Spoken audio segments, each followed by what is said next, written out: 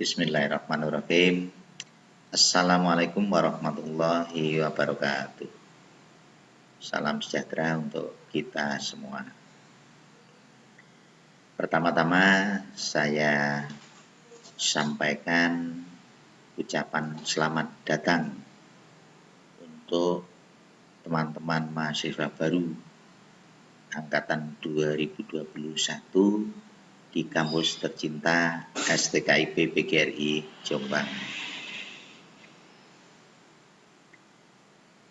Semoga apa yang menjadi harapan Anda semua sejak diterima sebagai mahasiswa baru STKIP PGRI Jombang hingga akhir studinya nanti semuanya berjalan dengan lancar dan sukses.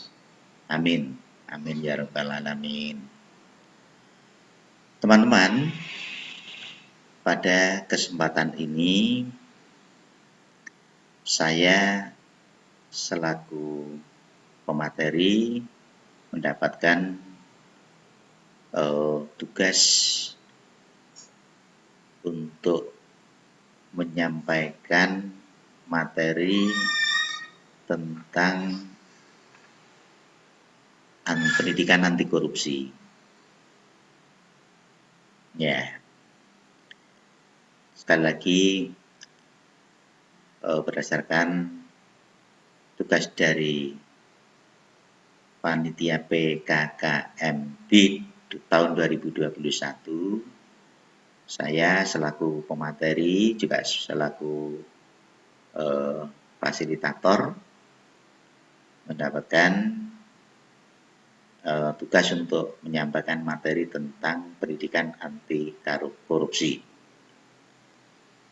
Teman-teman, berbicara tentang korupsi sampai dengan hari ini, Anda semua sering mengikuti ya, melalui media-media sosial, melalui harian-harian surat kabar. Nah, ternyata pada halaman utama di harian-harian surat kabar itu masih saja menyajikan kasus-kasus tentang korupsi yang ada di negara kita ini. Baik, saya lanjut. Ada beberapa contoh kasus yang sempat diangkat, sempat dipublikasikan oleh harian-harian surat kabar, ya. Di antaranya di harian Kompas, ada juga ini Radar Kudus, ya. Ada juga harian Surya, gitu ya. Atau di harian surat kabar yang lain. Nampaknya kasus dugaan korupsi ini belum habis. Ya. Satu diproses, kasus baru muncul. Satu diproses, yang lain muncul. Begitu, ya. Makanya ikuti terus supaya Anda tahu perkembangan kasus dugaan korupsi yang terjadi di Republik tercinta ini. Teman-teman, seperti saya katakan tadi, saya ambil contoh aja misalnya harian Kompas, ya. Pada terbitan yang lalu itu, ya, itu sempat mengangkat kasus tentang Ketua KPK mengatakan bahwa Jawa Barat merupakan peringkat 1 dengan 101 kasus korupsi daerah. Ya, ini saya download dari kompas.com. Kemudian juga dari harian yang lain, dan surat kabar yang lain, dari Radar Kudus ini, dugaan korupsi Pelabuhan Sluke, ya, Bareskrim geledah 2 perusahaan persyuran terbatas atau PT di Rembang. Tim Bareskrim Mabes Polri melaksanakan penyelidikan di Rembang terkait dugaan tindak pidana korupsi yang mencatut badan usaha milik daerah BUMD. Lanjut, masih terkait korupsi lagi, Harian Kompas juga sempat mencuat itu, ya, terdakwa korupsi bansos COVID-19 Matius Joko divonis 9 tahun penjara. Nah, sampai-sampai bantuan sosial dalam penanganan COVID-19 ini juga ada yang dikorupsi. Demikian juga pernah muncul kasus yang sebelumnya, bantuan sosial yang juga dikorup, ini dari Menteri Sosial yang lalu, ya, sebelum Putri Risma ini menjadi Menteri Sosial, namanya siapa? Juliari Batubara, ya. Nah, itu Sandung ini juga bahkan divonis 10 tahun. Ya, selanjut KPK tahan 17 tersangka jual beli jabatan kepala desa termasuk jabatan-jabatan penting di lingkungan pemerintah kabupaten dan kota.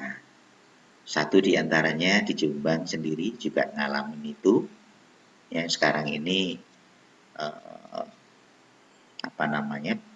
proses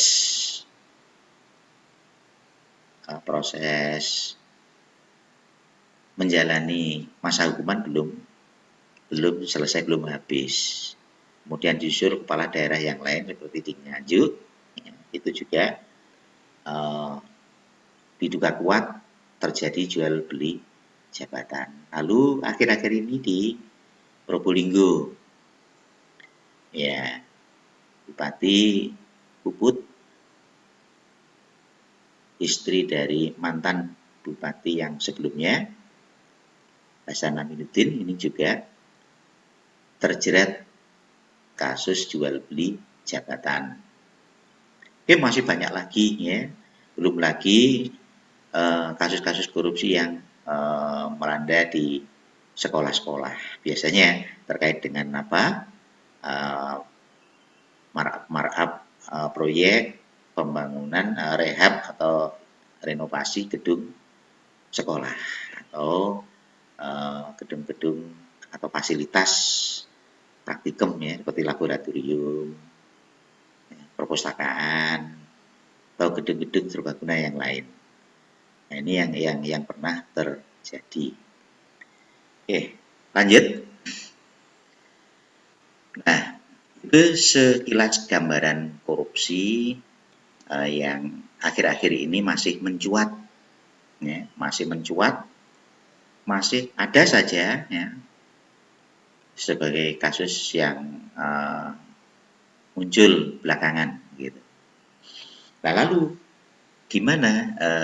bagaimana kita mengartikan atau maknai korupsi itu? Nah, pertama-tama arti dari korupsi itu saya rujuk dari ketentuan undang-undang, ya, dari Undang-Undang Nomor 31 Tahun 99 tentang KPK, bahwa setiap orang yang melawan hukum, ya, memperkaya diri sendiri atau orang lain, atau suatu korporasi yang dapat merugikan keuangan negara atau perekonomian negara. Nah, ini kalau berdasarkan undang-undangnya. Jadi di situ pelaku korupsi itu jelas-jelas merugikan keuangan negara atau perekonomian negara. Padahal sebenarnya masih bisa dimaknai lebih luas, ya, lebih luas, karena kita kalau memaknai korupsi itu dengan satu perspektif, nah artinya satu cara pandang, satu sudut pandang seperti ini ya, ini pemaknaan atau pengertian korupsi menurut undang-undangnya. Jelas-jelas itu pelaku korupsi itu merugikan keuangan negara atau keuangan perekonomian negara. Ya, lanjut.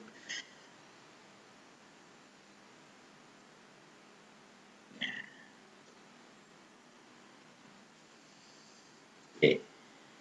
Untuk korupsi. Nah, kita lihat di dalam slide, ya, korupsi itu bentuknya banyak, ya, bentuk korupsi itu. Jadi tidak hanya menggelapkan uang negara untuk kepentingan diri sendiri atau kepentingan orang lain atau mungkin kelompok, tetapi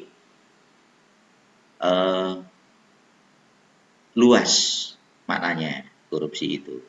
Ya.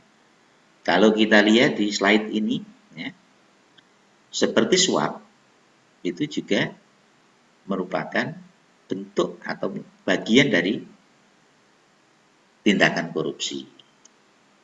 Kemudian gratifikasi ini juga bagian dari tindakan korupsi. Lalu penggelapan dalam jabatan, ya, penggelapan yang disebut apa namanya, termasuk bribery, ya. Kemudian pemerasan ini juga korupsi. Perbuatan curang, ini juga korupsi. Curang ini jelas, ya, memang tidak jujur. Jadi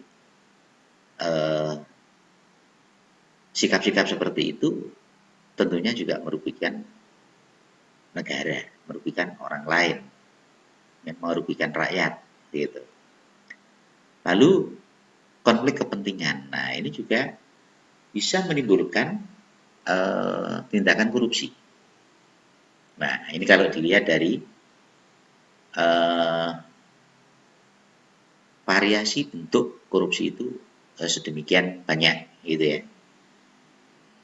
Oke, saya lanjut ke catatan bawah.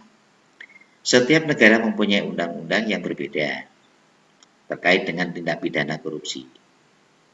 Menurut Undang-Undang Nomor 31 Tahun 1999, Junto Undang-Undang Nomor 20 Tahun 2001, terdapat 7 kelompok tindak pidana korupsi seperti tersebut di atas. Jadi kalau dikelompokkan ada 7 tindak pidana korupsi. Nah, semua jenis atau semua bentuk, semua jenis tersebut merupakan delik yang diadopsi dari KUHP pasal 1 ayat 1 sub C Undang-Undang Nomor 3 Tahun 1971. Nah, dari slide yang pertama tadi bisa diklasifikasikan bahwa tindakan korupsi itu, ya, bisa dilakukan secara individual, ya, atau yang disebut dengan individual corruption. Yang kedua bisa dikatakan korupsi kecil-kecilan yang dilakukan oleh aparat dalam kegiatan sehari-hari atau yang disebut dengan petty corruption. Yang ketiga disebut endemic corruption. Artinya korupsi yang sudah terintegrasi dalam sistem ekonomi, sosial, politik di masyarakat. Korupsi sudah menjadi budaya atau corruption culture. Nah, sedikit saya beri catatan ya. Ini kita ikut apa namanya istilah yang populer saja. Sebenarnya ini tidak sesuai ya penggunaan kata bahwa korupsi itu sebagai budaya. Karena sejatinya esensi dari budaya itu berisi nilai-nilai luhur ya, yang harus dipatuhi, ditaati, bahkan ditransformasikan secara terus-menerus dari generasi ke generasi. Nah, korupsi jelas bertentangan dengan nilai-nilai luhur itu. Ya, tentunya di sini korupsi ya kebiasaan-kebiasaan yang sudah salah kaprah dilakukan oleh orang-orang yang memang mempunyai potensi dan bakat melakukan korupsi gitu. Lalu yang keempat, ada grand corruption atau korupsi yang dilakukan oleh para pejabat pengambil keputusan untuk menguntungkan diri sendiri ataupun orang lain. Jadi ini kategori korupsi yang besar, seperti korupsi di korupsi politik ya, yang dilakukan oleh para petinggi partai, elit-elit partai, elit-elit yang mewakil rakyat yang duduk di Dewan Perwakilan Rakyat. Nah ini dikategorikan, diklasifikasikan sebagai grand corruption. Lanjut. Nah, kalau kita lihat berdasarkan fakta korupsi di Indonesia, ya, maka latar belakang dilihat dari latar belakang pendidikan, ya, ternyata 86% pelaku tindak pidana korupsi atau pelaku korupsi yang ditangani oleh KPK itu adalah lulusan perguruan tinggi. Nah, sampean sebagai mahasiswa, ya, sebentar lagi sampean dikukuhkan ya, setelah kegiatan PKKMP nanti selesai, maka sampean secara resmi dikukuhkan sebagai mahasiswa STKIP PGRI Jombang. Nah, yang tentunya nanti setelah lulus sebagai alumni STKIP PGRI Jombang, yang notabene juga alumni perguruan tinggi, ya. Nah, oleh KPK, ya, dari hasil penelitiannya itu, ternyata 86% mereka-mereka yang lulusan perguruan tinggi, alumni dari perguruan tinggi itu tidak hanya terlibat, bahkan melakukan tindak pidana korupsi. Nah, ini nanti diharapkan ke depan jangan sampai sebagai calon lulusan, ya, calon lulusan perguruan tinggi, bahkan kalau sudah lulus, sudah bekerja, ya, jangan sampai mengulangi lagi kasus-kasus yang sama, ya, walaupun bentuknya lain, bentuknya berbeda. Tetapi yang namanya korupsi tetap korupsi. Ya, tetap korupsi. Nah, maka dari itu, ya, kalau kita lihat dari grafik ini, ya, dari grafik ini, mulai dari tahun 2004, 2005, 2006, 2007, 8, 9, 10, 11, sampai dengan 2015. Kita lihat perbandingannya ya, para alumni perguruan tinggi yang menjadi pejabat publik, yang menjadi pimpinan di birokrasi, ya, atau di lembaga-lembaga resmi negara begitu ya, itu ada yang lulusan atau sarjana S3, ada yang S2, ada yang S1, ada yang D3 atau D4, ya, bahkan ada juga yang cukup dengan SMA. Yang biru-biru itu, unknown itu tidak jelas, ya, tidak diketahui latar belakang pendidikannya. Namun demikian, dengan melihat fakta-fakta itu, kita prihatin.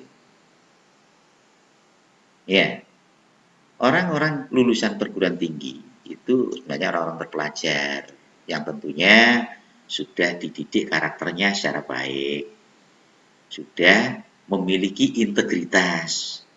Namun demikian, tidak menjamin bahwa mereka-mereka itu apa namanya, di dalam menjalankan amanah jabatan ataupun kedudukan ataupun tupoksi, ya, ternyata melakukan tindak pidana korupsi atau melakukan korupsi. Nah, ini yang menjadi keprihatinan kita sekarang. Ya. Maka dari itu, hari ini sampai ke depan nanti perguruan tinggi, ya, khususnya perguruan tinggi harus memberikan nilai-nilai anti korupsi, ya, di dalam pembelajarannya. Ya, mungkin itu bisa dilakukan secara terpisah menjadi mata kuliah sendiri atau mungkin diintegrasikan dengan mata kuliah yang lain. Jadi kita harus menyiapkan diri dengan komitmen, dengan niat yang baik, ya, bahwa korupsi itu harus kita tolak. Ya, seperti yang pernah diucapkan Pak SBY. Katakan tidak jika Anda diiming-iming ya jabatan, diiming uang, diiming-imingi hadiah, diiming-imingi apa begitu, katakan tidak kalau itu mengindikasikan ke tindakan korupsi. Ya. Baik. Jadi prinsipnya dengan kita memiliki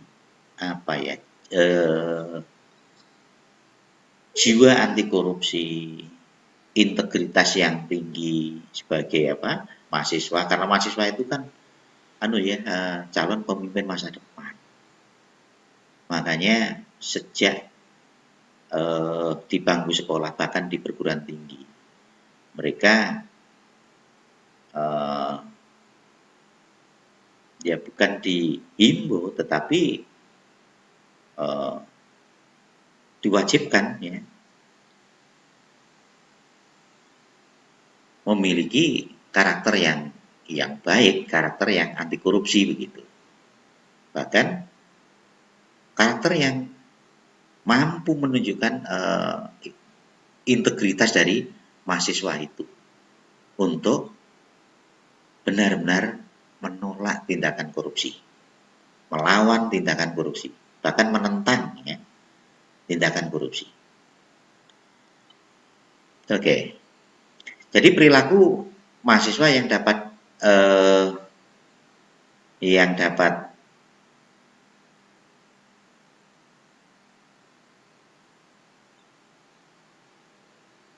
saya contohkan di sini, ya, perilaku yang menunjukkan integritas, ya, dari mahasiswa, ya, sehingga tidak mengindikasikan perilaku korupsi. Maka para mahasiswa jangan membiasakan diri titip absen kepada teman yang lain. Ini fakta, ini banyak ketika saya memberikan kuliah, teman-teman dosen juga memberikan kuliah. Ternyata ada di antara mahasiswa itu yang titip absen, suruh tanda tangankan daftar hadirnya, padahal yang bersangkutan tidak ada. Nah, ini jelas sudah mengindikasikan perilaku tidak baik, ya. Artinya perilaku culas, perilaku yang manipulatif, ya, perilaku yang tidak konsisten, ya, termasuk curang, tidak jujur, lah begitu, ya. Nah, kemudian perilaku melakukan plagiat, mencontek, mengcopy paste tugas-tugas kuliah, ya, mungkin juga tugas akhir atau tugas skripsi milik orang lain atau teman lain. Nah, di tindakan plagiasi itu pun sudah merupakan bentuk ketidakjujuran. Nah, perilaku korupsi itu sebenarnya identik dengan tindakan tidak jujur, tindakan curang atau culas, tindakan manipulatif gitu ya. Lalu contoh yang lain misalnya mencontek ketika sampai UTS, kalau itu ujiannya serentak ya, tertulis serentak, dia nyontek, tidak mau belajar, tidak mau berupaya, tapi mengharapkan pekerjaan dari teman-teman lain, lalu dicontek. Ya, ini harus dihindari ini. Ya. Stop. Tidak harus mencontek gitu. Lalu yang lain misalnya menggelapkan uang kuliah. Sampai sudah disubsidi penuh biayanya oleh orang tua. Namun karena hal lain begitu ya, sampai berpikir bahwa lah nanti kalau uang habis minta lagi kepada orang tua dengan dalih begini gitu ya. Saya juga pernah jadi mahasiswa. Ya tentunya tidak 100% saya itu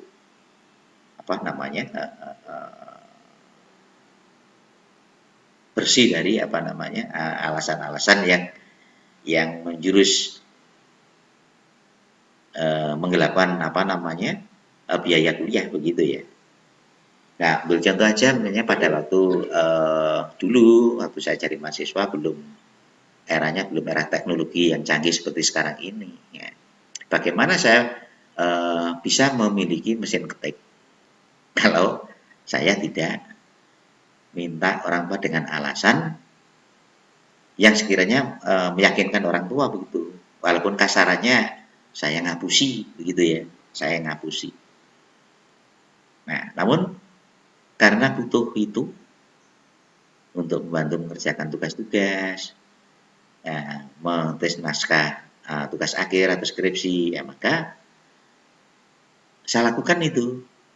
Ya objektif aja, tetapi saya nyadari bahwa itu pun kurang terpuji, ya, kurang terpuji.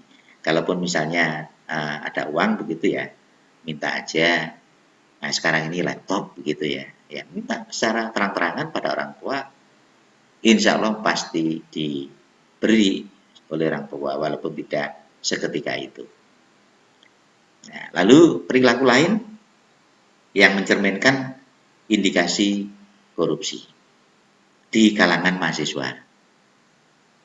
Misalnya markup dana kegiatan organisasi mahasiswa, ya, terutama dalam kegiatan ekstrakurikuler.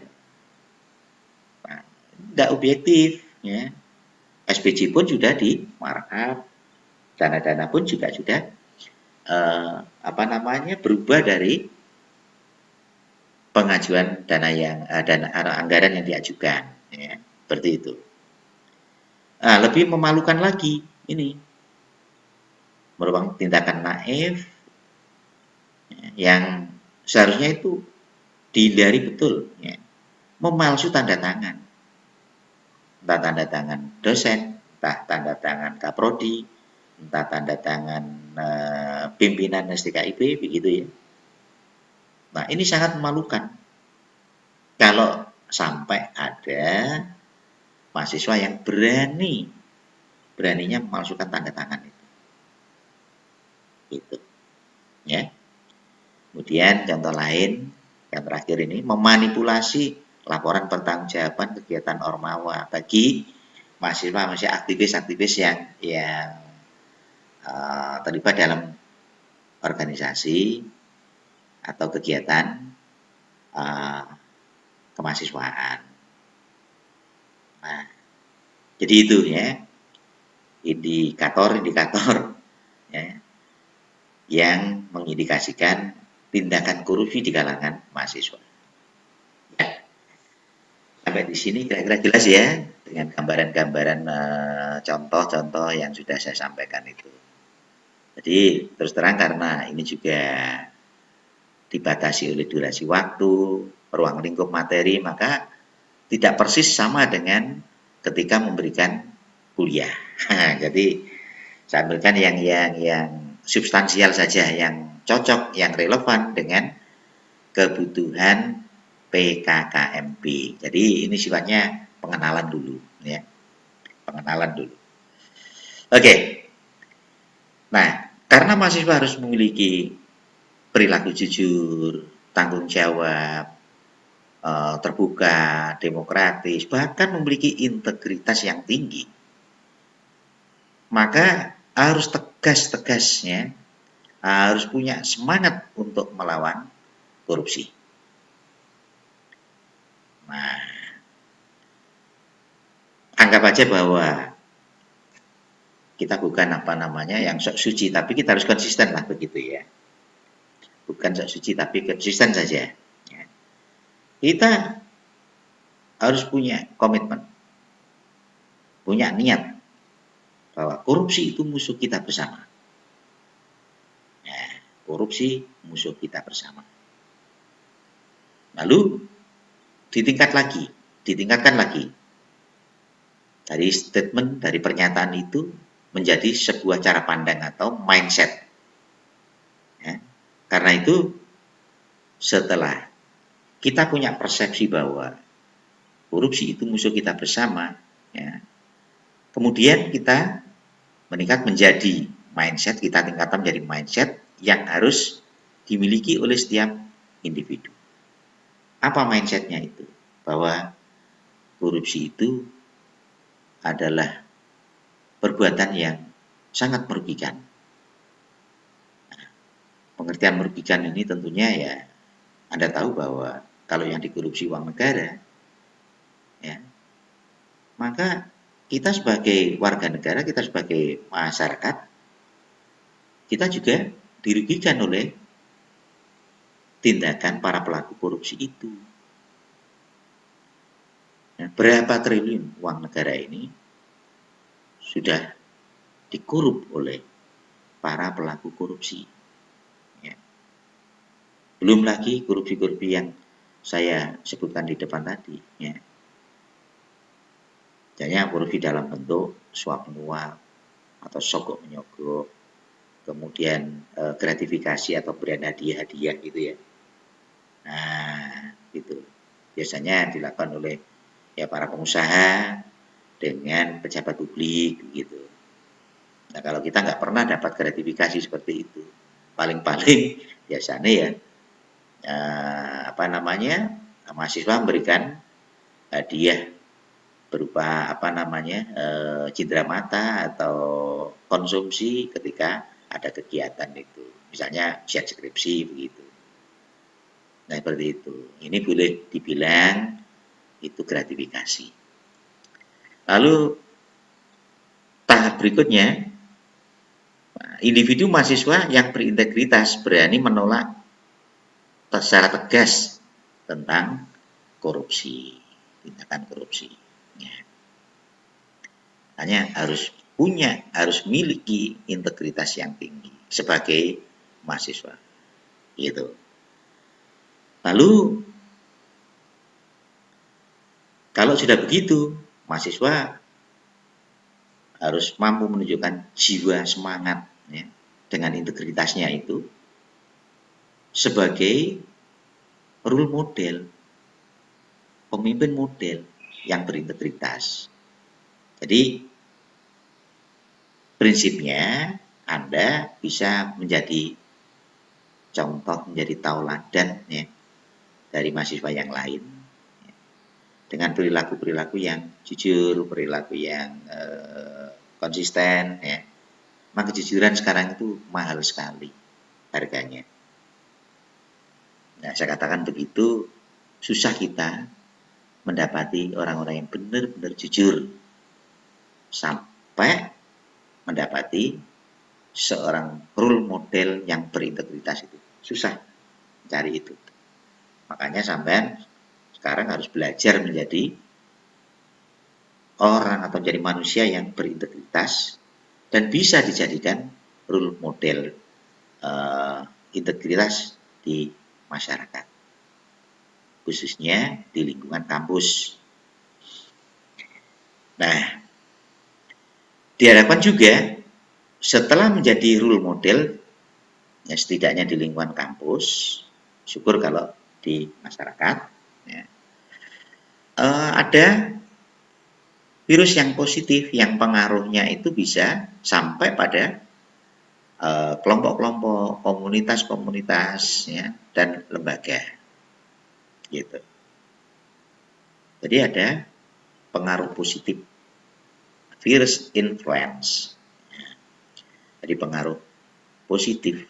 Ya, ada virus yang membangun, virus yang positif, yang mempengaruhi terhadap kelompok-kelompok yang ada di kampus ataupun di lembaga ataupun juga di masyarakat. Gitu. Lalu pada tataran yang paling tinggi, ya, harus ditunjukkan dengan jiwa, dengan semangat. Udah, korupsi harus kita lawan. Nah, itu artinya bahwa mahasiswa harus bisa memposisikan diri, ya, membangun sebuah gerakan perlawanan terhadap korupsi. Jadi masing-masing individu harus menanamkan jiwa semangat, ya, anti korupsi. Nah, jiwa semangat sikapnya anti korupsi ini harus dinampakkan, harus diwujudkan dalam sebuah bentuk gerakan yang namanya gerakan anti korupsi. Nah, ini harapannya. Ya. Nah, lalu bagaimana dengan masih maraknya kasus-kasus korupsi yang ada di negara kita ini? Nah, ternyata negara ini, ya, khususnya pemerintah yang berkuasa sekarang maupun yang lalu-lalu, ya, semasa reformasi ini, ya. Jadi sejak reformasi itu sudah dilakukan upaya-upaya pencegahan dan pemberantasan korupsi. Nah, sebagai tekad untuk memberantas korupsi itu, negara ini membuat undang-undang anti korupsi, juga membuat atau mendirikan sebuah lembaga independen, ya, di tingkat pusat, namanya adalah Komisi Pemberantasan Korupsi yang disingkat dengan KPK itu. Nah, dengan keberadaan KPK dan tugas-tugasnya itu, ya kita dukung, karena jelas sudah diatur dengan undang-undang KPK itu, ya. Oke. Jadi kita lihat di sini upaya pemberantasan korupsi itu, ya, dilakukan oleh aparat pemerintah, kemudian juga melibatkan sektor swasta, juga melibatkan masyarakat, khususnya mahasiswa. Ya, jadi tujuannya nanti adalah menciptakan clean government and good governance. Ya, ini yang dari aparat pemerintah. Ya, lalu yang dari sektor swasta juga punya tujuan nanti supaya menjadi good corporate governance, anti bribery. Lalu di sektor masyarakat, ya, di dalam masyarakat ataupun mahasiswa, ini harus ditunjukkan dengan peran serta dan proaktif dalam rangka ikut mencegah dan memberantas korupsi. Ya, lanjut. Nah, ini yang sebenarnya inti dari pendidikan anti korupsi itu. Pembelajaran anti korupsi itu setidaknya dilandasi oleh nilai-nilai integritas atau nilai-nilai anti korupsi. Ada 9 nilai yang harus Anda ketahui, Anda pahami, ya, supaya nanti punya pegangan yang kuat begitu ya, untuk dijadikan sebagai bekal membangun integritas masing-masing individu maupun kelompok mahasiswa di kampus. Ya, ada 9 itu. Yang pertama adalah jujur, yang kedua peduli, nilai yang ketiga disiplin, nilai yang keempat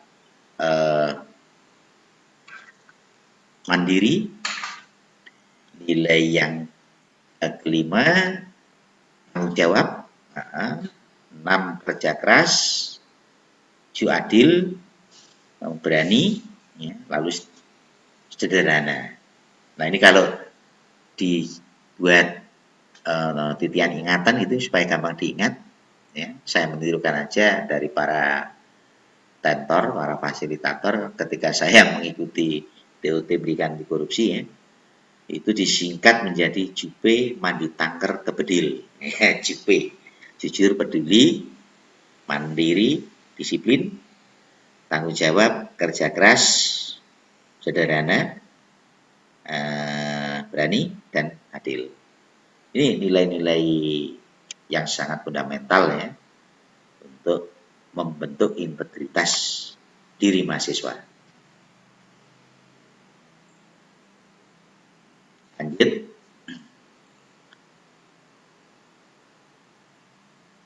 Nah, lalu apa peran mahasiswa dalam upaya pemberantasan korupsi? Nah, di sini kita lihat ya. Ini kita lihat. Jadi melalui pendidikan anti korupsi, pendidikan karakter, kampanye ujian bersih ya. Nah, ini sudah merupakan upaya pencegahan ya, pencegahan. Nah, lalu muncullah opini-opini begitu ya, yang berbentuk gagasan, ide-ide, metode pencegahan dan pemberantasan korupsi, lalu mengangkat isu-isu korupsi baik yang bersifat lokal maupun nasional ya ke media. Nah, jadi mungkin melakukan telah kritis tentang perilaku atau tindakan korupsi. Lalu dari itu kemudian berubah atau menjadi sebuah gerakan moral. Nah, jadi itu harus bangun kekuatan kelompok. Ya. Seperti yang sekarang ini ada itu adalah bahwa di setiap kampus itu didirikan ya mungkin badan atau unit atau apa gitu ya, atau pusat studi gitu ya, pusat kajian anti korupsi. Nah, di masyarakat juga ada itu lembaga-lembaga swadaya masyarakat ya. Misalnya MCW di Malang itu ada yang namanya MCW, Malang Corruption Watch. Mungkin juga di Jombang bisa dibentuk. Nah, bahkan yang tingkat nasional namanya adalah ICW ya, Indonesian Corruption Watch. Itu ya. Nah, itu yang pertama. Jadi bisa berkolaborasi melalui lembaga-lembaga itu ya, termasuk pusat studi anti korupsi di perguruan tinggi ya, seperti di GM, mungkin juga di Universitas Brawijaya, di UM, di Unesha, termasuk di STKIP, PGRI Jombang. Ini perlu ada pusat studi, pusat kajian anti korupsi. Nah, jelas-jelas itu merupakan gerakan moral. Nah, bahkan pada momen-momen tertentu, khususnya pada peringatan Hari Anti Korupsi Sedunia, kita suarakan, ya, kita gaungkan, ya, melalui kegiatan kampanye anti korupsi. Nah, biasanya kita mengikuti tren topik ya yang aktual pada waktu peringatan Hari Anti Korupsi sedunia itu. Nah, suarakan ya, suarakan anti korupsi, kampanyekan anti korupsi itu. Nah, itu sebagai bentuk dari gerakan moral. Nah, jadi begini ya. Kita ikuti slide ini ya. Pendidikan atau praktik anti korupsi menghasilkan mahasiswa atau lulusan yang berintegritas. Nah, jadi secara konkret sampean semua sebagai mahasiswa ataupun calon lulusan atau bahkan nanti kalau sudah lulus, tunjukkan bahwa sampean punya integritas. Gitu. Jangan sampai tidak punya integritas sama sekali. Ya. Jadi di situ mahasiswa yang lulusan yang berintegritas itu yang seperti apa begitu ya. Nah, hati-hati dalam berkata. Nah, setiap tindakan pasti ada konsekuensinya. Maka jika ada konsekuensi yang harus ditanggung, ya, maka harus berani bertanggung jawab. Ini. Lalu dapat megang perkataan. Kemudian jujur dalam bekerja, taat pada aturan atau taat asas. Ya. Jadi ini kata kunci pribadi yang berintegritas itu. Jadi kalau di dalami lagi, kita akan mendapati ini ya. Figur yang berintegritas itu seperti apa sih? Nah, ya termasuk hati-hati dalam berbicara atau berkata, dapat memegang perkataan atau mungkin juga amanah begitu ya. Lalu jujur dalam bekerja, taat pada aturan, lalu siap bertanggung jawab jika ada konsekuensi yang harus ditanggung. Sehingga sampai tegas-tegas punya komitmen ya. Integritas sampean itu jelas-jelas ditunjukkan dengan sikap yang tegas. Misalnya, boten korupsi. Nah, ini istilahnya orang Jawa kan begitu ya. Kula boten ngapusi. Kula boten manipulasi. Nah, ini harus benar-benar ditanamkan sejak dini. Ya. Sejak dini. Karena sampean semua mahasiswa nanti pasti ada yang akan menjadi pemimpin di masa depan. Setelah lulus, atau setelah bekerja, atau setelah kembali ke masyarakat. Oke, lanjut.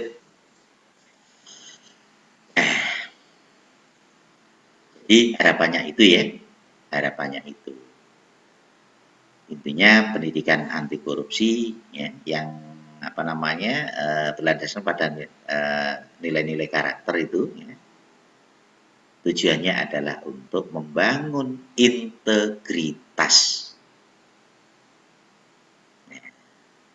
Integritas pribadi masing-masing mahasiswa, khususnya mahasiswa STKIP PGRI Jombang. Oke, demikian yang bisa saya sampaikan melalui kegiatan presentasi tentang materi pendidikan anti korupsi. Ya, mudah-mudahan bermanfaat khususnya bagi mahasiswa STKIP, bermanfaat juga bagi masyarakat pada umumnya. Ya. Oke, sebagai penutup ini ada tugas mandiri, tugas untuk masing-masing mahasiswa, jadi bukan kelompok. Nah, saya bacakan apa isi tugasnya ya.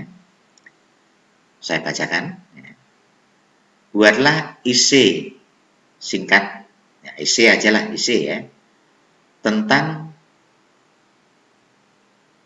keteladanan ya, tentang keteladanan dari tokoh-tokoh nasional kita ya. Di antaranya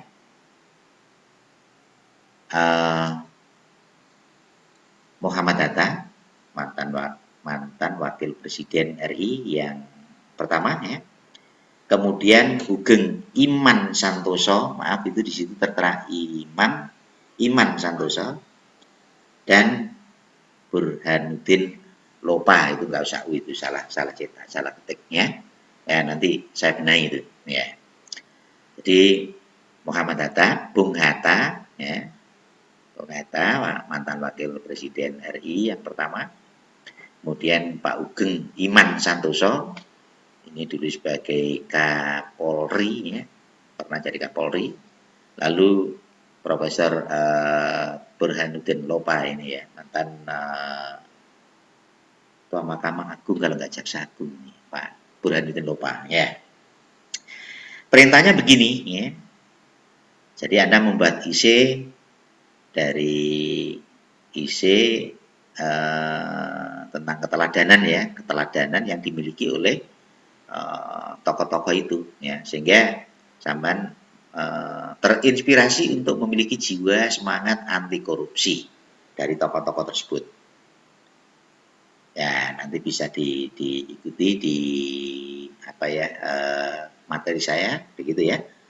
Ini tugasnya adalah pilihlah satu di antara tokoh di atas dan carilah informasi tentang semangat anti korupsi dari tokoh yang Anda pilih tersebut ya. Kemudian yang kedua, essay dibuat dalam bentuk file Word. Yang ketiga, ukuran huruf ya, menggunakan huruf Times New Roman font 11 dengan spasi 1,5. Lalu yang keempat, jumlah halaman maksimal 3 lembar. Maksimal 3 halaman. Kemudian tulisan diberi judul belajar integritas dari titik-titik-titik, itu ada dalam kurung itu, sebutkan nama tokohnya yang Anda pilih.